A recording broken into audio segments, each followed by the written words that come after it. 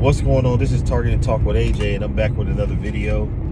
So in this video, I want to talk to my TIs out there, man, because I know that there's a lot of times where you're inconvenienced, and you're trying to get something done like normal people do, and they try to give you a hard time in response to that.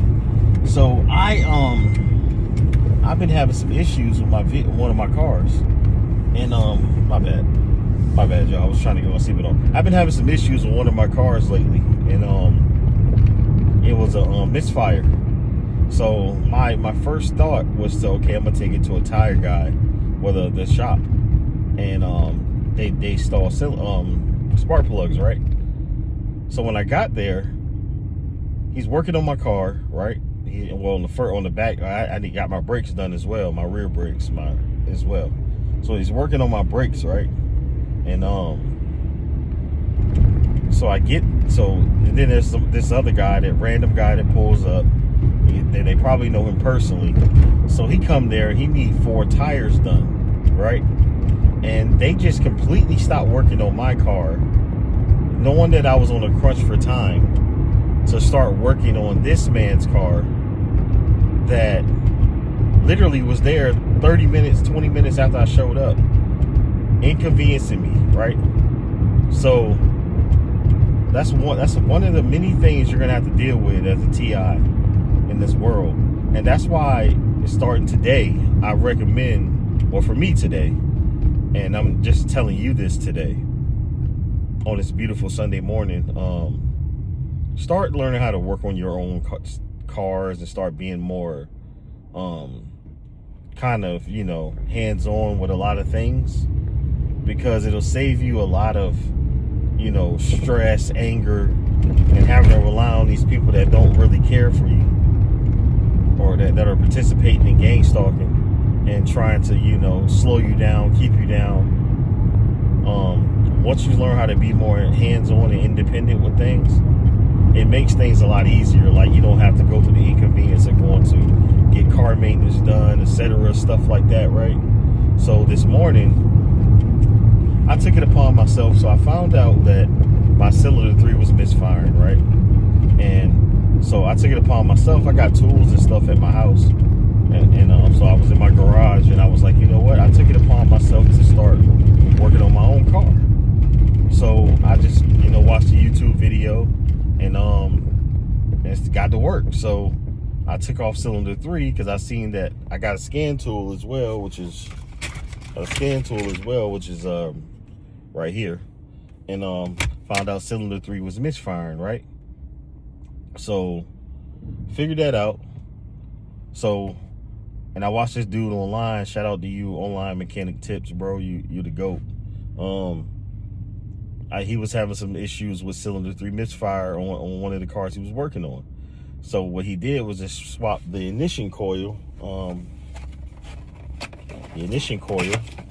this is the one that was in there, the ignition coil. He swapped it out and put it in cylinder 4, which involves taking off a 10mm bolt and unscrewing it, and then putting it, and then pulling it out, and then pulling the clip back and taking it off, taking the clip off this part right here, and then pulling it out. So I did that, and just like I said, it's easy. Like a lot of the stuff that we pay mechanics for or get overcharged for as TIs, you can just do yourself and save a bunch of money, bro. Like, you don't have to spend the money on things that don't really make a difference, you know what I'm saying, that don't really make sense. You know what I'm saying? You don't have to spend the money, you know what I'm saying? You're just wasting money on things that don't really make sense. You know what I'm saying? It's like that car in front of me that tried to slow roll and drive slow, and then got in the turning lane and then did it real slow, just so he can try to cause an accident. But knowing that I'm hit the game and stuff like that, I just ignore these losers. But anyways, and a lot of people just can't drive nowadays in general. But anyways, back on topic. So I ended up taking it off. I swapped the coils, and put the bad coil, which was this one, in cylinder 4, and then put the good coil, or the good coil, still good coil that's still good, I put it in cylinder 3. So once I did that, right, I saw that the coil, the misfire transferred to cylinder 4. So that let me know right there that cylinder 3 mist coil was bad, or cylinder 3 ignition coil was bad, and I need to replace it. Now the one that's in now cylinder 4. So I went to order the part from my local Napa, which is about probably not even a mile from my house. Once again, another inconvenience. It's Sunday. They didn't have any drivers, so he said I couldn't get it till tomorrow. I don't have time for that because I don't do stuff like this during the week. I got a life. So inconvenienced me. He had to cancel the order, and then I had to drive probably 5 miles out my way, 6 miles out my way, to go to another Napa, which I just left, and went to go pick up the part. So they had it in stock, cool. Everything went well. It's all good. And I put it on real quick. It took 2 minutes and put it on in the parking lot. Just think about the things that we charge, that mechanics, they like to charge people for. And you spending hundreds of dollars, probably thousands of dollars in labor and parts, when you could just go to your local auto parts store and buy that shit yourself and learn how to put that bitch on yourself, and it costs you a fraction of the cost. Probably 10% of what they charging, 15% at the most of what they charging. People, start working on your own shit, man. Stop getting finessed by these businesses and these large corporate conglomerates that's taking advantage of people, knowing that people are struggling out here, and they taking advantage of people, you know what I'm saying, that aren't mechanically inclined, and causing them hundreds of thousands of dollars to fix shit that ain't even, that's fucking plastic like this. Plastic in a piece of rubber, bro. And they're trying to charge hundreds. I called a shop, right? And they tried to charge me $300 just to change this one fucking piece. And I end up paying $100 for this.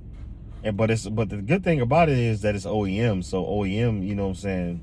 So, well, not directly OEM, but it's OEM in terms of, like, you know, it's the closest thing. So they're charging $300 for something that only cost me $100 in 2 minutes, not even 2 minutes of my time. Y'all need to stop getting finessed out here, man. And my target individuals, they're really finessing us because they're taking advantage of the fact that we need them. And that's one thing that I always preach, is that when you don't need them or rely upon them, they really hate that shit. They really hate that they can't have full control of you and how you live, your narrative, and et cetera, et cetera. They can't stand it.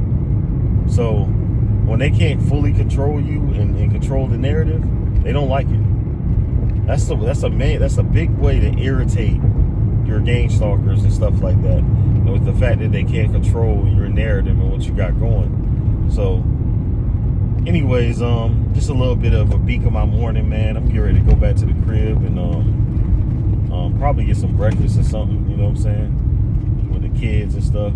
So anyways, this is your boy, All Logic, No Emotion. Like, comment, subscribe, turn on your post notifications, and I'm gonna catch y'all in the next video. Did a lot of car maintenance this week. Got my brakes done, got this done finally, because this was a big bane in my fucking existence, but it's finished. I'm gonna go put some air in my tires when I get home, and yeah, I'm gonna catch y'all in the next video. I'm gone. Peace out, y'all. Be blessed.